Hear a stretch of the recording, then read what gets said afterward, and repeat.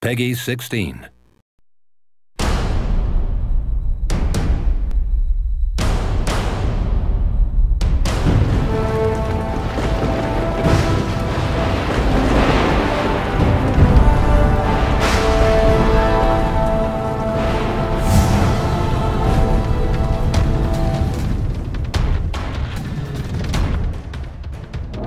Vision for Thor, the video game, was to take the inspiration from the comic books and bring that to the interactive experience so gamers can play as Thor, use his hammer, bring down the thunder and the lightning, just like they experience when they read the comic books as a kid or they'll see in the movie.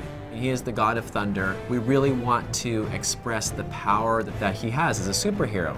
He's going against big demons and giant trolls scattered across the 9 worlds. The bosses of each of these worlds are these monstrous, titanic entities with all sorts of different powers capable of tremendous destruction. It's been great to take ideas and concepts, not just from the comics, but from Marvel themselves, building enemies that are worthy of Thor. The game is not a play-the-movie game. Our narrative is very different. We worked with Matt Fraction, who's one of the scribes for the Thor comic. When we first started talking about the music for Thor, Idon pulled together all the different concept art, the videos from the game. What we actually wanted the music to do is play like a thread that is tying the game together from a dramatic point of view. What Idon has done is really bring each world to life and make them feel distinct, but at the same time part of a greater whole. Music is always the emotional dimension. The Thor game is a real opportunity for gamers to finally get a chance to have a dedicated experience where they can play as Thor the entire way through and really get that sense again of being a god. The main part of the game is your melee combat. Using your hammer, he has many different combos, and then you also have your god powers. We worked the god powers into the combos. He's got thunder, he's got wind moves, which are kind of his people mover, and then lightning, which is obviously one of the key iconic things about Thor.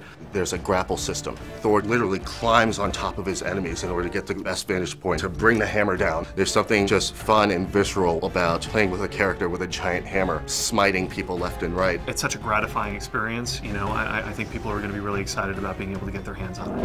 One of the key things to think about in terms of Thor God of Thunder for the Wii is it's not a port of the next-gen game. It is its own unique game. I don't think the Wii has ever had this kind of title on it before. It's much more action-driven. I want the player to be able to take away the feeling that they were able to wield the power of Thor. A young gamer can just enjoy swinging the Wii remote around, breaking things, and then a more hardcore gamer will be really impressed with the depth of the combat and the depth of the player progression. We've got a few unique levels that don't appear in the next-gen game. We've got our own unique flying levels, which are an entirely different form of gameplay. We feel that you get a better game out of building a project from the ground up rather than bringing it over from a different system. It's given us the opportunity to have unique characters, unique flight levels, and a completely unique ending to the game that features a new experience that you wouldn't get on any of the other consoles.